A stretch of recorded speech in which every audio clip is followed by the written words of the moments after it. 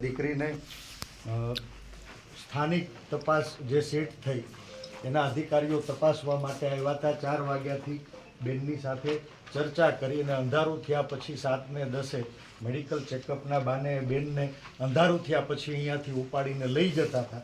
દીકરી પોલીસથી ગભરાયેલી હતી એટલે સાથે આકાશભાઈ હતો એને લાગણી વ્યક્ત કરી।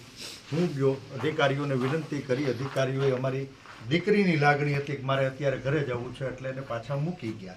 અહીંયા બેસીને દીકરીનું નિવેદન લીધું, 7:10 લઈ ગયા છો, 7:45 તમે પાછા મૂકી ગયા છો અને મેડિકલ ચેકઅપ કરાવવાનું થતું હશે તો કાલ પરમ દિવસ આપની હાજરીમાં આપને ધ્યાન દોરીને કરાવવાનું થતું હશે, હું કરાવવા માટે થઈને તૈયાર છું। નંબર 1, દીકરી આપણા જજ સાહેબ છે, જે પોલીસ અધિકારીઓએ તમારી પાસે તપાસની અંદર તમે કીધું છે, તમને જે અમને આપવીતી કીધી છે, જે સાચી વાત છે એ સાચી વાત તમે સાહેબને રજૂ કરો।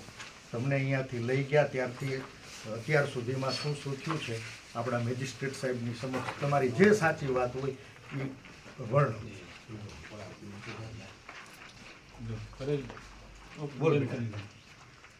બોલ બોલ, તને અહીંયાથી મને જે ભાઈને સંભળાવ્યું હતું ને તે બધું જે તે કીધું, તે જે અનુભવ્યું છે, તને લઈ ગયા ત્યારથી અત્યાર સુધીમાં જે ઘટના બની તારી સાથે, સાહેબ છે આપણા જજ સાહેબ છે, વર્ણવ। મને અહીંયાથી પહેલાં શુક્રવારે રાત્રે 12 વાગે ડેલો ખખડાવ્યો આગળનો, પછી પાછળનો ડેલો ખખડાવ્યો એટલે મારા પપ્પા જાગીને આવ્યા અને એને ડેલો ખોલ્યો। પછી ડેલો ખોલતા જ બે લેડીઝ પોલીસ અને 2 જેન્ટ્સ પોલીસ હતા। એણે પપ્પાને એવું કીધું કે પાયલબેન ક્યાં છે, તો પપ્પાએ એવું કીધું કે પાયલબેન સૂતા છે, તો એણે કીધું પાયલબેનને જગાડો એમ। તો પપ્પાએ મને જગાડી અને હું બહાર આવી તો પોલીસની જે મહિલા કર્મચારી હતી એણે એવું કીધું કે મને કે તારો મોબાઈલ ક્યાં છે, એટલે મેં કીધું કે અંદર પડ્યો છે, એટલે અંદરથી આવીને મેં એને મોબાઈલ આપ્યો। મોબાઈલ આપી દીધા પછી અમને એવું કહેવામાં આવ્યું કે પોલીસ સ્ટેશન આવવાનું છે, સવારે અમે તમને મૂકી જઈશું। તો અહીંયાથી પપ્પા મારી જોડે આવ્યા હતા પોલીસ સ્ટેશન, અહીંયાથી અમને લઈ ગયા LCB ઓફિસ કહેવાય ત્યાં અમને લઈ ગયા અને ત્યાં એક સર બેઠેલા હતા, એણે મને મારી હારે બધી પૂછતાછ કરી અને પછી એવું કીધું કે હજી હવે થોડીક વાર બેસો। પછી સર પાછા આવ્યા અને એણે એવું કીધું કે સવારે તમને એક બીજા મોટા અધિકારી આવવાના છે તો એનું પૂછતાછ કરીને તમને છોડી દેશે એમ। તો સવાર પડી ગઈ અને ત્યાં સુધી અમે એની ઓફિસે જ બેઠા હતા અને સવાર પડી એટલે એ બીજા એક સર આવ્યા 10-11 વાગે આવ્યા છે અને એને પાછી મારી પૂછતાછ કરી બધી અને પછી પાછા અમને વારાફરતી બધાને પૂછીને બેહાડ્યા અને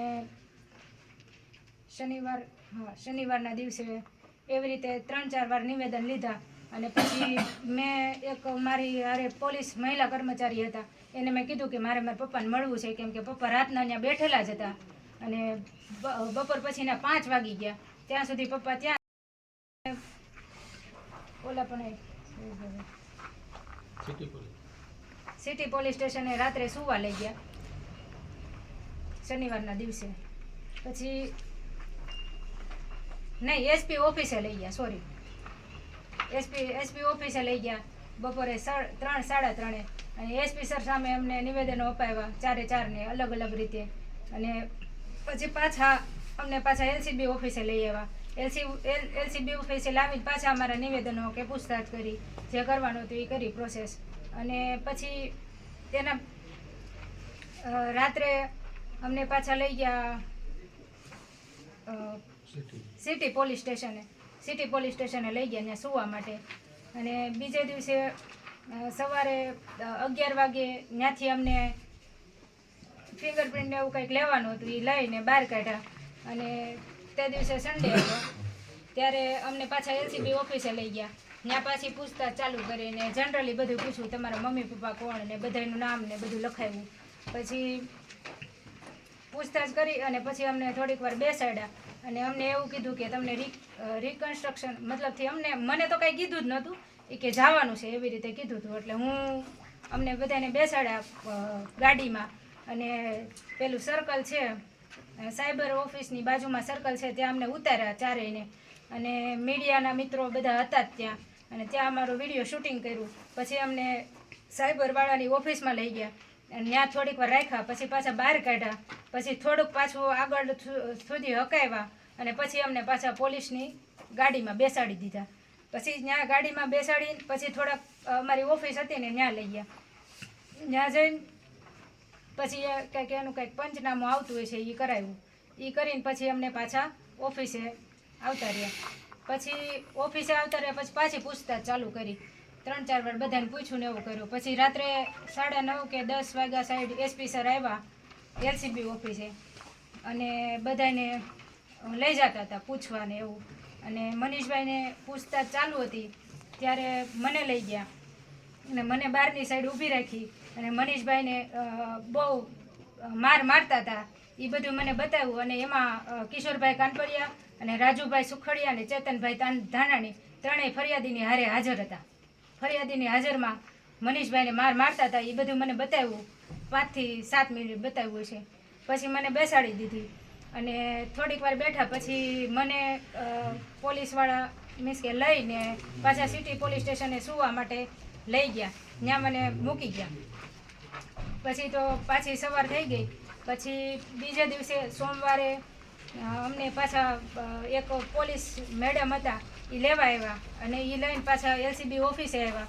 એલસીબી ઓફિસે આવ્યા પછી થોડીક વાર એમણે રહ્યા અને પછી પાછી પૂછતાછ ચાલુ કરી. ત્યારે મને એક મીન્સ કે એક રૂમ હતી એમાં મને બેહાડી અને એમ પરમાર સર કરીને છે સાયબરના સર, એણે એવું કીધું કે આને મારશો ને તો જ મેળ આવશે કે ત્યાં સુધી આ સાચું નહીં બોલે એમ.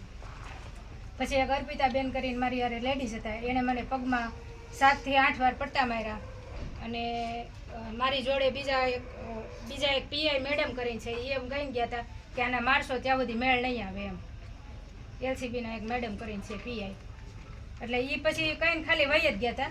માર્યું ત્યારે નહોતા પણ એ કહીને વહી ગયા હતા. અને એક સાયબરવાળાના એક રાઇટર છે એ અહીંયા હાજર હતા. બેન, માર દરમિયાન તમને શું પૂછવામાં આવતું હતું? તાલુકા મેજિસ્ટ્રેટ સાહેબ આજ કે લેટર કોણે લખ્યો છે, કોણે ટાઈપ કર્યો છે એ જ બધું પૂછવામાં આવતું.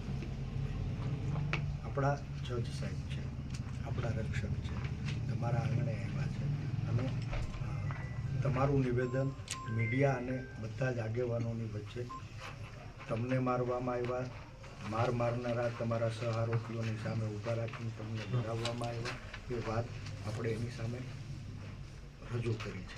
માનની મેજિસ્ટ્રેટ સાહેબ, હું વિનંતી કરું છું ગુજરાતની એક દીકરીને એનો વરઘોડો કાઢવામાં આવે, એને પોલીસ પાટે હોવડાવીને પટ્ટે પીટે, આવા તમામ કાયદાના રક્ષક જ ભક્ષક બનીને કાયદાનો ભંગ કરે તો એના ઉપર કાયદેસર કાર્યવાહી કરવા માટે થઈને આપ જે કાંઈ યોગ્ય નિર્ણય કરવાનો થતો હોય એ કરશો એવી મારી વિનંતી છે.